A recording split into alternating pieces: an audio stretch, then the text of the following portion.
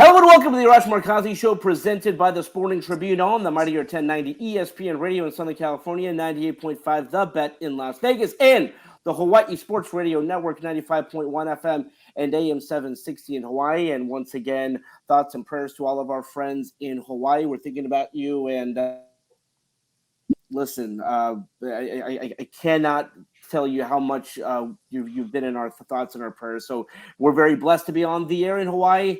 And, let's talk some sports right now. Let's bring in Adrian Hernandez, Brandon Deutsch, Grant Mona, Great Money Mona on in the first segment. Happy to have him. Because we are beginning with Grant, by the way, all the entire Baller Sports Dialogue crew is here. So that's always fun. It's iconic. Right? Just the drip that show has is incredible. Oh, good Lord. Wait a minute. No chain showing. And the analysis. Yeah, that's right. No chain today. I didn't wear the turtleneck. It's okay. We'll save that. You didn't want to do it to him. That's all. You didn't want to do it to him on a Tuesday. No. I see you. All right. It's too early in the week. Save the drip for the weekend. Well, just because we have these two on, I kind of do want to begin with the Dodgers. The Dodgers, as you guys know, continue to roll. However, big series upcoming with them. But just generally speaking, can they beat Atlanta? As we look forward, I'm having flashbacks to a couple of years ago when they got to the championship series and lost once again, despite the fact that now the Dodgers have Freddie Freeman. Grant, I mean, not to look too far ahead, but, as you look at this, it looks like they're pretty well secure of the division.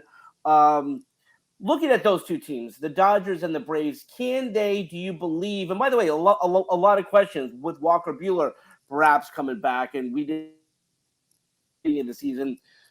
Can the Dodgers maybe find a way to get back to the World Series this season? Yeah, it seems like, in one of the years that you don't see them getting to the World Series, they end up, overperforming and getting to the spot they are now. Yes, they can. That's the thing about it. Yes, they can get to the World Series this year. Will it be as easy as years past, or in theory, as easy as years past? No, absolutely not. The Braves are a very formidable team. I mean, Matt Olson for the Braves has otherworldly stats. I mean, he has 42 home runs and 107 RBIs, and it's middle of August. I mean, this is unbelievable what he's been doing to go along with Ronald Acuna, who is still the top MVP candidate, although Freddie Freeman is knocking on the door of that, and Matt Olson probably is as well. But you have these group of guys on the Braves that it's not going to be easy for any pitching staff, let alone the Dodgers one, even if you get Walker Buehler back to get back to the World Series. They're going to have to probably play Atlanta at some point. It's not going to be in the first round of the division series if everything lines up like it is now. But, that matchup, they're going to play here very soon.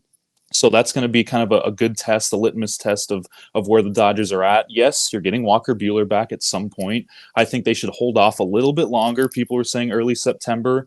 I think they should hold off maybe mid-September, just kind of coast him into it. I don't think he's going to have the same workload that he had in his previous years. So that's also a plus because you get to use him either in long relief or as a back-end starter.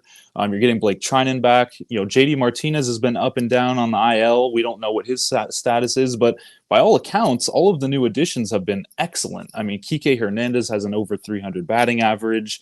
Lance Lynn has looked excellent as that starter that they got. Joe Kelly did go on the IL with elbow inflammation, which is a big concern. But, at this point, the bullpen is actually rolling on all cylinders. They're firing on all cylinders. So the Dodgers do have what it takes. They're rolling right now. But like I've said in shows before, it's not just about what you do now. It's about how you continue to do that and go into September and keep building that momentum going into the playoffs. Because, look, they do have a World Series team now. I think we can all get over that. Like, this isn't a rebuild year, a retool year. They have what it takes. I think for them, it's just continuing the momentum that they have.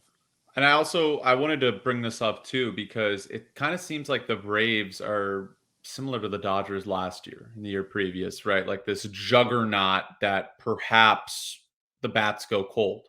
Do they go cold? They haven't all year. And we saw that with the Dodgers last season, right? They hadn't all year.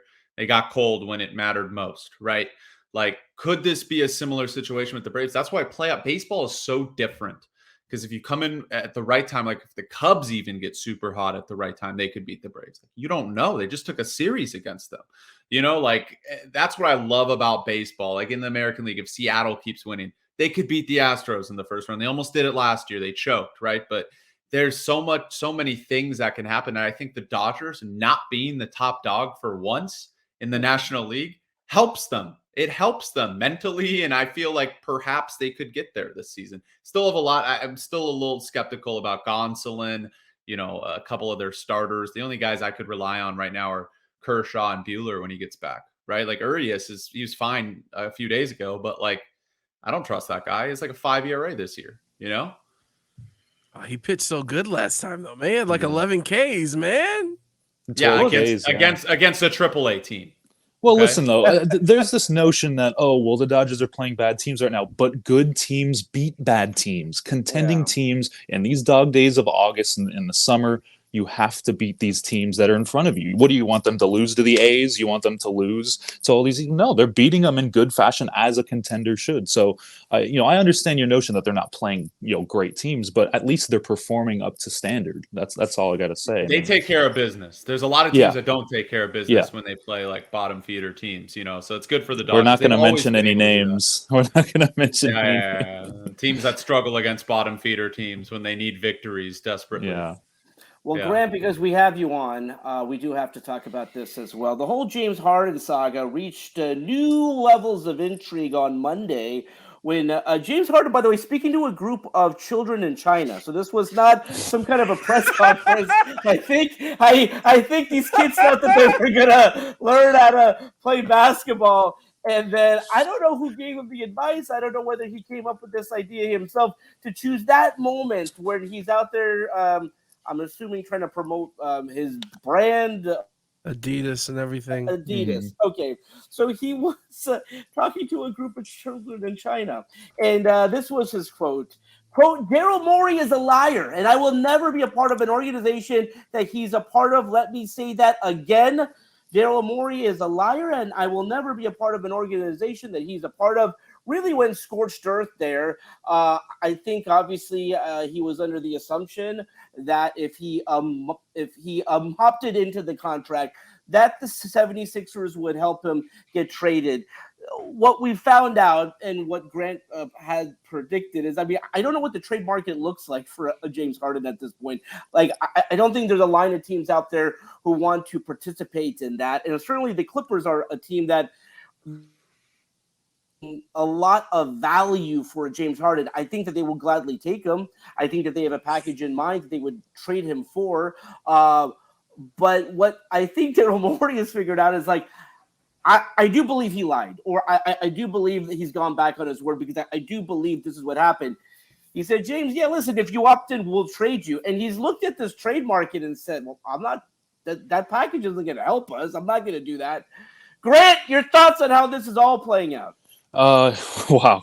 How much time do we have? I mean, this is unbelievable. I don't think I've ever heard a player, not even the agent, not even, a representative, a player himself go out and say something like that about a GM.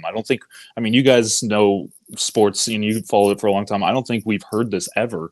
And for a guy that is notorious for switching teams, this isn't the first time that James Harden has wanted to switch teams in the middle of a season or in the summer.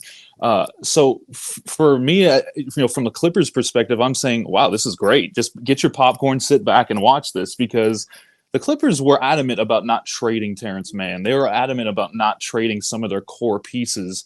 And the Sixers, Daryl Morey has been on radio saying this himself, is that if this trade doesn't help us win a title or get us a team that can win a title, I'm not going to do it. So you have 3% wanting out. You have James Harden wanting out fully. You want him out of there. And then you want Daryl Morey, who wants a title team. And then you want the Clippers, who want the best package possible, to trade back. So you have 3 perspectives on the outside going in, and none of them fit. None of these puzzle pieces fit. So I've always said that I never thought this deal would get done. It would benefit the Clippers. Obviously adding James Harden to any team is great. But I don't think it benefits the Sixers if you trade them into that team. If you trade that package of, Marcus Morris, Norm Powell, is that going to get the Sixers into contention? Probably not, but it makes them a better team. I think it gives them depth. But for the Clippers, it's just a wait and see, honestly. It's just wait and see at this point. And I think it's important to bring up, and I mentioned this in the chat a few years ago. Morey got in trouble, because James Harden was in China talking to kids, and they love him in China. He hasn't bashed China, but Daryl Morey got in trouble for talking about What? Taiwan a few years ago, and Yep. it being separate, being its own sovereign nation, again, aside from China, and obviously China believes Taiwan is a part of China, and that's a whole situation. But Morey got in trouble, right? And he had to apologize. And the NBA, because they make so much money in China, like if you say anything about China and Taiwan, like they're going to make you apologize, right? Because it's a huge money making business there. So Morey, it is important to note that they do not like Morey in China. Yeah. So maybe that's why he felt comfortable too bringing it up there. But I know children were around, so I'm just saying. I really don't think that's important, and I think you're giving James Harden way too much credit. Like he's like, I'm a mastermind. I'm gonna wait until I get there, so they already hate him, and now I look more evil. No, I just think that this was publicly. I mean, it's important to bring up, but I just think this was publicly the first time he was able to respond, to what was going on in the latest reports that about what was it? It was Friday, I believe, that the report came out that he'll come to training camp and blah, blah, blah, blah, blah. So this was his first chance to be in front of microphones and everyone recording. So he just flat out went out and said what he said. And Grant, you're right. We haven't seen this very often, if not ever. But come on, Daryl and James Harden are BFFs. They're best friends, and breakups are difficult. And the more you care about each other, the uglier it can get. And it is what it is at this situation. This is the thing. When you're in your prime and you're doing your best work in your career, it's very difficult to be treated the way that he's getting treated now. Now he's on the downslide, and Daryl, rightfully, on from his perspective, he's given people chances. He's tried to do things certain ways, and now he's pulling this lever and trying this. And can anyone blame him? The question that Boss Man just threw out was, how many suitors are there for James Harden? And by the way, another thing, Adidas, James Harden's shoe for Adidas, very comfortable. That's very important to know. Very comfy shoe. Yeah, and the reason why I brought that up though is just like because I'm like I felt like it's important in the sense where he probably has sympathizers there, not the kids obviously, but the people, the officials that are higher up that are working with Adidas there that probably do not like Daryl Morey as well. And I feel like he was comfortable saying it there. But you're right, he was going to say it wherever publicly, was the next place. But yeah, go ahead, Arash. No, well, yeah, but guys, it's scorched earth. I love Adrian. Anyways, we'll talk about it. Well, breaking the fourth wall. His shoes are important. His shoes are important, and also it's comfortable shoes. It's very comfortable shoes. Listen, here's the problem with this: is that you cannot go back from a scorched earth comment like that. I don't see any scenario where he shows up to training camp at this point. But here's the unique feeling that I never thought that I would have is that I sympathize with Daryl Morey because I don't even think he thought it is, because here's the thing. He's on a 1-year deal. This is a rental situation. No one's going to be trading multiple draft picks or a young talent like a Terrence Mann or something like that for a guy who's a 1-year rental. And if you're the Clippers, you're like, yeah, a Russell Westbrook situation.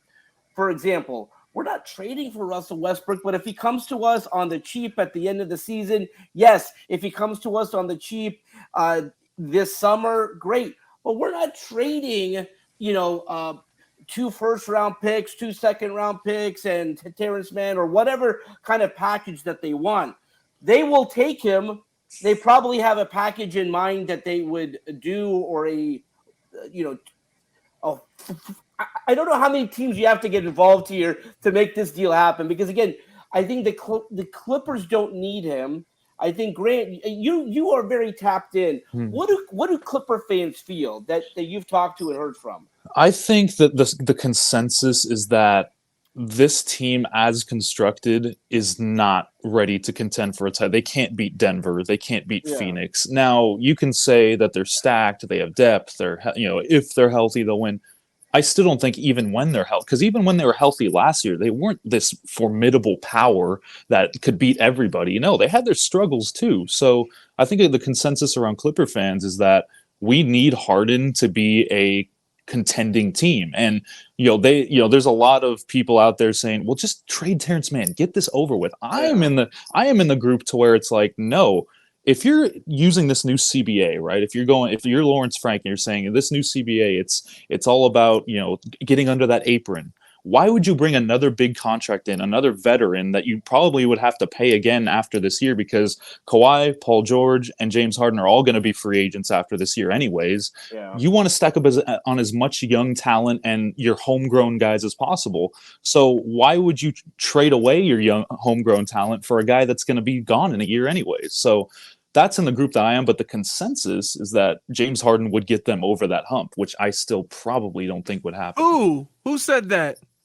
There's a lot of people. If you go around Twitter Please don't circles, tell me if they don't watch basketball, they think that Harden in the playoffs is what terrible. does Joey He's Lynn horrendous. think? Can we check in? Does anyone know what Joey thinks? Joey Lynn is a very valid Russell Westbrook enjoyer, so I'm sure that he would not like this move because it would take some ball handling away from him. Well, so. all I'm saying is, to your point, like, okay, you get James Harden, so now you lose to the Suns in 6 instead of 5. Maybe, I guess. because I mean, the option that James Harden has is, well, he has a couple. He can just sit out and say, hey, I'm not going to come to work. But that's not usually how the NBA handles contracts disputes. They show up and they make it as awkward as possible. But he can do that, or he can ball out. And after that, he'll get a deal somewhere. But that hasn't been the status quo, and he hasn't balled out in scenarios to win. So it's just one of these confusing things where, like, yo, bro, you got to look in the mirror. Like, you set yourself up to be in this situation. But again, the shoes are very comfy, though. that is important, by the way. The comfort of the shoe.